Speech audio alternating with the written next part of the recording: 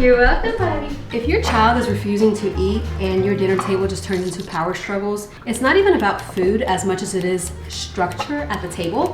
And so before I go on telling you like our mealtime reset, I want to encourage you that mealtimes are a really hard time for a lot of moms. Thank you. So the very first thing that we do is we eat together. Meals happen at the same time every day, and just that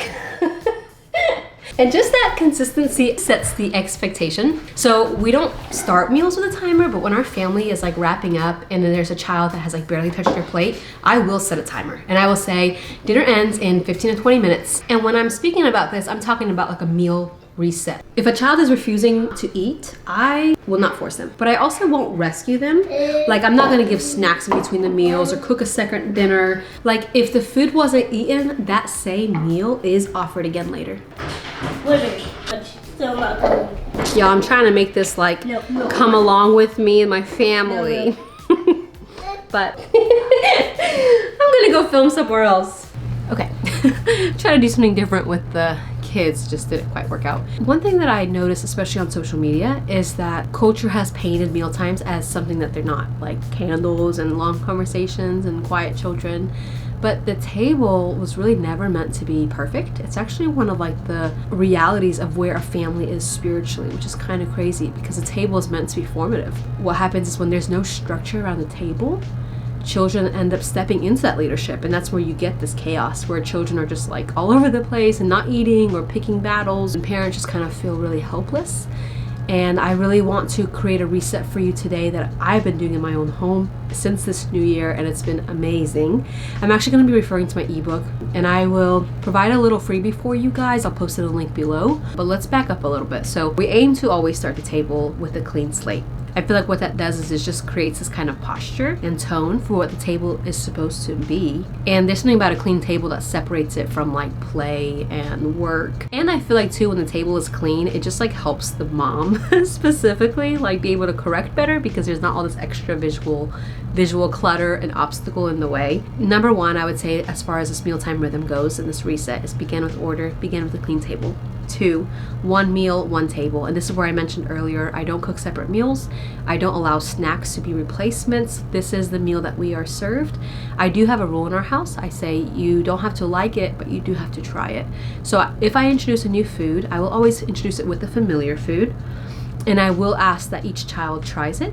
And a lot of times they actually like the items that they'd never tried before. And specifically with my son, I actually did this. He was not eating any of his meals. And what I ended up doing was just carrying the same meal, you know, from breakfast to lunch, from lunch to dinner. And it took a day and a half before he was like, okay, I don't want this meal again. And he ate it. And this is not something I do often, but when I notice that it's like becoming a heart of ingratitude and just like this like meal strike where like nothing is good and nothing is satisfactory, that is when I will continue to offer the same meal, more as a way of just saying, hey, this is what we're eating and we need to be thankful for the provision that we have. But this goes back to what I mentioned earlier. I don't force food, but I don't also cater to it. Some script that I use, which I'm pulling this up from my ebook, lunch ends in 15 minutes. And then when the 15-minute timer goes up, it kind of takes away like the tension towards like the parent, and it becomes like the timer and the child. So lunch ends in 15 minutes, the timer goes off, calmly remove the plate, and I say dinner will be served at 5:30. Very clear. I talk a lot about this in my videos, just very calm and clear and consistent leadership. Moving on to my next point, teaching gratitude. This is so huge, like especially living in a place where there's so much abundance and provision. It's easy to just forget the importance of those small gratitudes, how they truly go such a long way. I don't address a lot of food complaints at the table. Something I will say from my script is complaints are not allowed. You may eat it or you may be done. Other times I might just say, this food is a gift. It's a blessing from God because God provides for our family. And I leave it at that. Don't go into a whole lecture. Next thing I have on my rhythm here is that food is for eating, not for play. I don't really know where we like bought into this thing of like food being sensory play and it's a time for like kids to explore. Like I just feel like that's a really inappropriate thing to do at the table. I know it's really fun and it can be really sweet, but like give your kids some Play-Doh or some kinetic sand or let them go outside and dig in the dirt, like I don't know, for me it's like meals are just meant for like nourishment, and there's a presence around the mealtime and there's a respect, and I don't really believe that it's a time for play. And of course, you know, as children are learning to eat, mess is normal. It's to be expected. Like our children will use their hands and they'll figure out the textures. I'm okay with that, you know. But when it becomes like play and it's like a fun thing where we're like creating dinosaur nuggets, like I know that can be so fun and I'm not against it. I just think that there's a time and place for it, and it's just not every single meal where we need to accommodate our children and entertain our children and do all of these things instead of allowing them into the presence of the home and discipling them into what family time looks like. And so something I do specifically is this will help you overcome any power struggles you might have. This goes like with food throwing or things like that. Your child is eating spaghetti and you can give him the choice. You may eat the spaghetti with your hands or you may eat it with a fork. Let's say the child picks up the spaghetti, throws it on the floor. Immediately what I say, and this goes to my follow through, this is how you train your children to listen to you. You say it once and then you follow through immediately. And so I'll say, uh-oh, spaghetti is not for throwing, it's for eating. And then the child picks up the spaghetti, throws it again. And that's when I'll say, uh-oh, lunch is over. And I just remove the bowl calmly. And if they're old enough, you can invite them into the clean. Help mama clean up. Give him a little rag, give him a wet wipe, have him clean up with you. But if he's like crying and throwing a fit, that's a time when you remove him from the rest of the family, because you don't want your child to hijack the atmosphere, regardless if it's the dinner table or not. And so anyways, it's just reinforcing that stewardship and that shared responsibility. And you know, no one's punished for accidents. I'm not talking about like he threw spaghetti because he's learning. Like I'm talking about like actual a defiance where it's a disobedience towards authority. Anyways, that was a little bit, I feel like we can make a whole separate video for that. Next thing, you use mealtime for connection, especially dinner. So something we do is highs, lows, and buffaloes. Your favorite part of the day, your saddest part of the day, and then the silly part of the day. Something we might say is maybe a favorite moment of the day or a gratitude question or any kind of conversation. Like if we did something out that day, we might, you know, repeat and replay that story at dinner time, and really allowing our children to understand how to communicate, how to partake of conversation and fellowship, and giving them just that sense of belonging and joy. I think this goes a little bit for older kids, but just modeling manners, modeling presence. You know, phones are put away, we give attention to one another when we speak. You may focus on your meal, not your sibling's meal. Establishing that sense of family. And you know, I have a couple scripts here, you know, tables where we connect. This is family time, we don't rush. I know it's hard to sit, but this is how we honor each other. And just teaching them, training them, like the table, if you can expect that kind of resistance, it'll be so much easier to train, because you know that these are real things that are surfacing that need to be addressed, so that you can go out to restaurants and not have to give your kids tablets and phones, because they will learn how to sit and how to be respectful with others around. Training them how to be respectful with their bodies, with their voices. And so something I'll say is, at the dinner table we can talk, but we're not going to make sounds or screams or loud noises. Chairs are for sitting, so if my child starts leaning on his chair or playing, I will actually remove the chair from my child, and I'll say, you may stand for the remainder of your meal, and I'm happy to let you earn your chair back the next meal.